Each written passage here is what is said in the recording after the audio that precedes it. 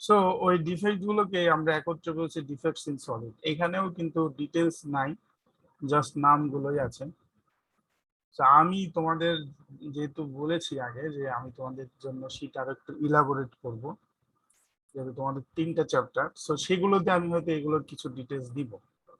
তো আপাতত আমরা এদের সাথে একটু পরিচিত হয়। সো আমরা বলছি এখানে তোমার 6 ধরনের ডিফেক্টস এর কথা লেখা আছে: point defect, line defect, bend defect, electronic imperfection, excitation states of crystal and transient imperfection. 6টা, ঠিক আছে? তাহলে প্রথম কথা হলো অবশ্যই তোমার এই নামগুলো জানতে হবে, স্পেশালি ভাইবার জন্য। আমি কিন্তু তোমাকে এটা আমি মোটামুটি শিওরিটি দিচ্ছি যে আমি কিন্তু ভাইভাতে এটা জিজ্ঞেস করবই, যে mention some names of defects in solid.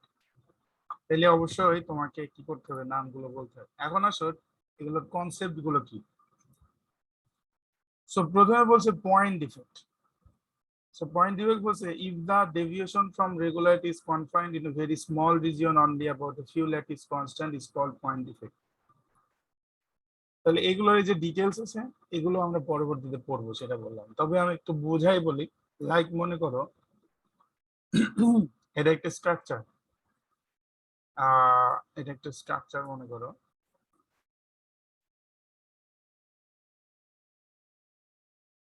সেই স্ট্রাকচারের ভিতরে মনে করো অনেকগুলো অ্যাটম আছে সাপোজ। তবে এদের অ্যারেঞ্জমেন্ট যেভাবে থাকার কথা সব জায়গায় সেভাবেই আছে, কেবলমাত্র এই ক্ষুদ্র একটা পয়েন্টে, অর্থাৎ মনে করো যে কোনো আমরা যেগুলোকে তোমার ওই যে এই পয়েন্টগুলো, এটাতে একটা ইউনিট কিউব, তোমরা তো বুঝো এখন এরকম কিউবটা একটা থাকে না, 1000টা থাকে মনে করো কথার কথা। তো 1000টা কিউবের মধ্যে 1000টা কিউবের মধ্যে মনে করো একটা কিউবের একটা কোণায় মনে করো এরকম এই জায়গায় থাকার কথা ছিল নাই।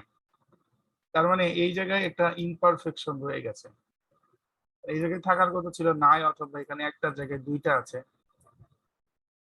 তো কোনো কারণে এরকম যদি হয়, ঠিক আছে, তাহলে সেটাকে আমরা পয়েন্ট ডিফেক্ট বলবো। মানে অ্যাজ এ হোল ঠিক আছে, কিন্তু পার্টিকুলারলি কোন একটা পার্টিকুলার জায়গায় কোন একটা পয়েন্টে এটা একটু মানে কি হয়েছে, ফল্ট দ্বারা পড়ছে, ঠিক আছে? তাহলে এই ধরনের ডিফেক্টকে আমরা বলবো হচ্ছে তোমার পয়েন্ট ডিফেক্ট। এবং আমরা বলছি যে তোমার হচ্ছে এই পয়েন্ট ডিফেক্ট 4 প্রকার। সেটা হলো interstitial atom, Schottky defect, Frenkel defect and substitutional impurity atom. এবং এগুলো আমরা পড়বো, এইগুলোর ডিটেলস আমি তোমাদেরকে দিব। আগে তোমরা এক্সামটা দিয়ে নাও, তারপর আমরা বাকি ডিটেলস গুলোতে ঢুকবো একে একে। সো পরের যে কথাগুলো, পরের যে ডিফেক্ট সেটাকে আমরা বলছি তোমার লাইন ডিফেক্ট। আমরা বলছি যে example of this defect is dislocation. Dislocation মানে কি, তোমার যে জায়গায় থাকার কথা ছিল লোকেশনটা সেই জায়গায় নাই, অন্য জায়গায় হওয়া, মানে তাকে একটা পার্টিকুলার লাইন বরাবর তুমি ফালাইতে পারতেছো না, এইটা হলো সেটার সমস্যা, ঠিক আছে? So it is a region of strain in the crystal in which part of the lattice has undergone sharing strain equal lattice vector called Barger vector. তো এইটা নিয়েও আমরা পড়বো ডিটেলস, এই বার্জার ভেক্টর কি জিনিস এবং সেটা দিয়ে কি বোঝায়। আপাতত আমরা যেটা বলছি সেটা হলো যে এটা যদি ডিসলোকেশন হয়, ডিসলোকেশন মানে কি আমি যদিও মুখে বললাম, তারপরে আমরা যদি একটু ছবি আঁকার চেষ্টা করি। সো লাইক আমি আগে যে কিউবটা ছিলাম ওটাই রাখতে পারতাম, যাই হোক। সো আমাদের একটা কিউব প্রয়োজন, কারণ অধিকাংশ সময় আমাদের স্ট্রাকচার 3D। তাহলে মনে করো আগে তো একটা ছিল অথবা ছিল না, এই ক্ষেত্রে মানে একটা ছিল না অথবা বেশি ছিল, সেই জন্য আমরা তখন পয়েন্ট ডিফাইন বলছি। এখন মনে করো যে সবগুলো এত প্রপার জায়গায় আছে, সবগুলো প্রপার জায়গায় আছে, মনে করো এইটা এখানে আছে, মানে লোকেশনটা তার ঠিক নাই, যতগুলো থাকার ততগুলোই আছে, কিন্তু যে জায়গায় থাকার কথা সেই জায়গায় নাই। তাহলে এইটাও একটা ডিফেক্ট হলো, এটা একটা ঝামেলা হলো, ঠিক আছে? এটার কনস্ট্রাকশনও একটা ভেজাল হলো। এবং এই ডিফেক্টটাকে আমরা তখন বলছি লাইন ডিফেক্ট, কারণ এটা হচ্ছে একটা লাইনের বাইরে চলে যাচ্ছে কনস্ট্রাকশনে, ঠিক আছে? তাহলে এটাকে আমরা তখন বলবো হচ্ছে তোমার লাইন ডিফেক্ট। এরপরে আসো পরবর্তী যে ডিফেক্ট গুলোর কথা এখানে আসছে। সো থার্ড ডিফেক্ট কে আমরা বলছি plane defect. So plane defect হচ্ছে যে তোমার this defect have an extension in area and are confined in small region. তাহলে মনে করো যে আগের ডিফেক্ট গুলোর চাইতে এই ডিফেক্ট একটু মারাত্মক, মানে লেভেল বাড়তেছে আস্তে আস্তে। প্রথমে ছিল একটা মাত্র পয়েন্টে, তারপরে আমরা পয়েন্ট থেকে একটা লাইন বরাবর একটা দুইটা অ্যাটম হয়তো এদিক সেদিক হয়ে গেছিল সেটা। এখন বলছে এটা এরিয়াই বৃদ্ধি পেয়ে গেছে, এক্সটেনশন অফ এরিয়া। যেমন মনে করি এরকম থাকার কথা ছিল, বাড়তি দেখা গেলো যে এইখানে আরো একটা অ্যাটম, এখানে আরেকটা অ্যাটম চলে এসে মনে করো যে এই দুটার সাথে আরো একটা বন্ড ক্রিয়েট করে আরেকটা বাড়তি স্ট্রাকচার তৈরি করছে, মানে এই স্ট্রাকচারের ভিতরে স্ট্রাকচার তৈরি করছে, অথবা তার বাইরের অংশে মনে করো এখানে একটা অ্যাটম, এখানে একটা অ্যাটম, এইখানে এসে বাইরের দিকে একটা স্ট্রাকচার তৈরি করছে। এবং যে স্ট্রাকচারের কারণে অ্যাটমটার মানে পারফেকশন, তার স্ট্রাকচার যেমন হওয়ার কথা তার ইয়ে অনুযায়ী, মানে কি যেন বলে আমরা যে পড়েছি বিভিন্ন ক্রিস্টাল ল্যাটিসের যে নাম, সেই নাম অনুযায়ী তার যে স্ট্রাকচারটা হওয়ার কথা সেই স্ট্রাকচারটা থেকে তার একটা অংশ এরিয়া বৃদ্ধি পেয়ে গেছে। তাহলে এটাকেও আমরা বলবো, এটাকে আমরা বলবো প্লেন ডিফেক্ট, মানে একটা প্লেন নিয়েই সমস্যা হয়েছে। একটা প্লেন মনে করো আমরা এই প্লেনটা বলছি, তো এই প্লেনটা ইউনিফর্ম থাকার কথা ছিল, সেটা না থেকে বাড়তি কিছু সেখানে অ্যাড হয়ে গেছে, এই জন্য এটাকে আমরা বলছি হচ্ছে তোমার প্লেন ডিফেক্ট। এবং প্লেন ডিফেক্ট বিভিন্ন ভাবে হতে পারে, আমরা বলছি there are three types of plane defect. So lineage boundary, grain boundary এবং স্টিকিং বাউন্ডারি। এবং এগেইন এই জিনিসগুলো আমরা ইন ফিউচার ক্লাস আমাদের ডিটেলস পড়বো যে এই ডিফেক্ট গুলো মানে প্লেন ডিফেক্টের মধ্যে যে পার্থক্যগুলা সেগুলো কোনটা কি এবং তাদের নাম কোনটা কি। আচ্ছা, এরপরে আসো হচ্ছে ইলেকট্রনিক ইমপারফেকশন। তো ইলেকট্রনিক ইমপারফেকশন আমরা বলছি যে errors in charge distribution or energy is solid air solids are called electronic defect. These defects are responsible for important electrical and magnetical properties. এখন চিন্তা করো চার্জ ডিস্ট্রিবিউশনে যদি এরর হয়, তাহলে চার্জ ডিস্ট্রিবিউশনে এরর মানে কি? লাইক আমরা তো সব সময় এই স্ট্রাকচার নিয়েই কথা বলবো। সো আবারও এটি স্ট্রাকচার। তো এটা যদি স্ট্রাকচার হয়, মনে করো যে চার্জ ডিস্ট্রিবিউশন সব জায়গায় সমান থাকার কথা ছিল, হয়তো মনে করো সোডিয়াম ক্লোরাইডের ক্ষেত্রে এখানে এইগুলোতে সোডিয়াম ছিল, এখানে ক্লোরিন ছিল, তাহলে সব জায়গায় একটা প্লাস একটা মাইনাস, একটা প্লাস একটা মাইনাস। এখন মনে করো এখানে ক্লোরিনের পরিবর্তে যদি অন্য কিছু চলে আসে যেটার মাইনাস হচ্ছে দুইটা, যেমন আমরা বলতে পারি সালফার, সালফারে -2 হতে পারে, তাহলে দেখা গেল যে সব জায়গায় এখানে সোডিয়াম আছে, এখানে ক্লোরিন আছে, সব জায়গায় আছে, একটা কোনায় কি করেছে ভেজাল করে ফেলছে, এই জায়গায় মনে করো সালফার আছে। এখানে সালফার আছে মিনস কি এখানে -2 হয়ে গেল, তাহলে এটা ইমব্যালেন্স হয়ে গেল পার চার্জে। ঠিক আছে, তো পার্থক্যগুলো একটু আইডেন্টিফাই করে নিতে হবে।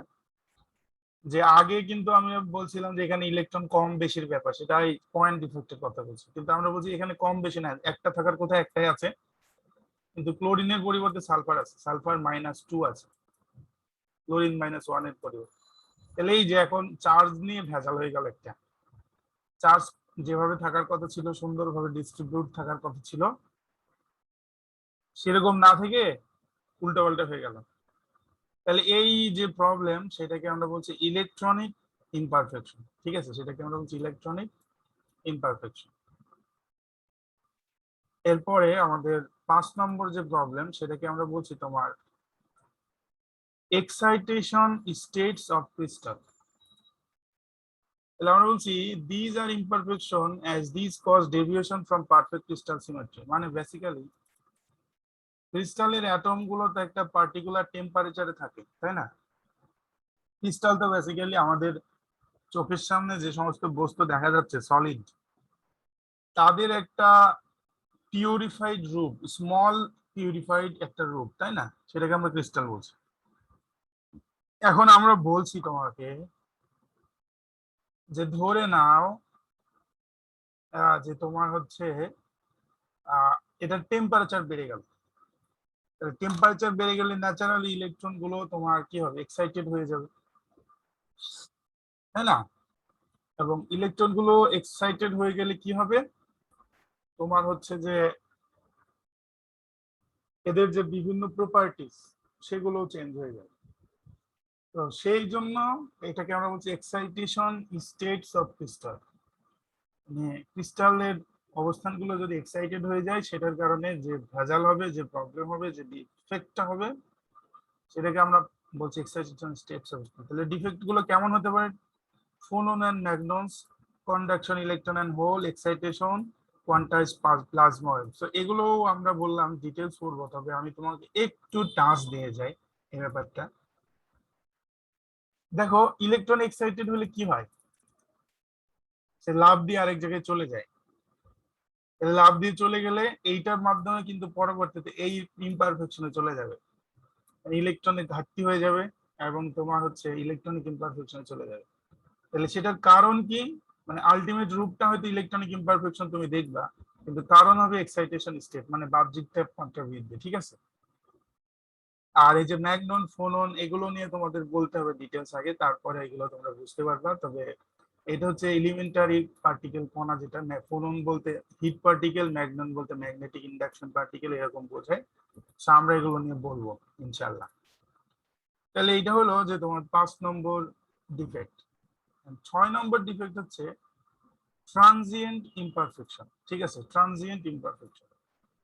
সো ট্রানজিয়েন্ট ইমপারফেকশন আমরা বলছি তোমার these imperfection are introduced into the crystal from external source। মানে এটা ক্রিস্টালের তাপমাত্রা বৃদ্ধির কারণেও হয়নি, একটা ইলেকট্রন কম থাকা বেশি থাকার কারণে হয়নি, কোনো কিছুর কারণে হয়নি, বাইরে থেকে কিছু যোগ করছে ইমপিউরিটি।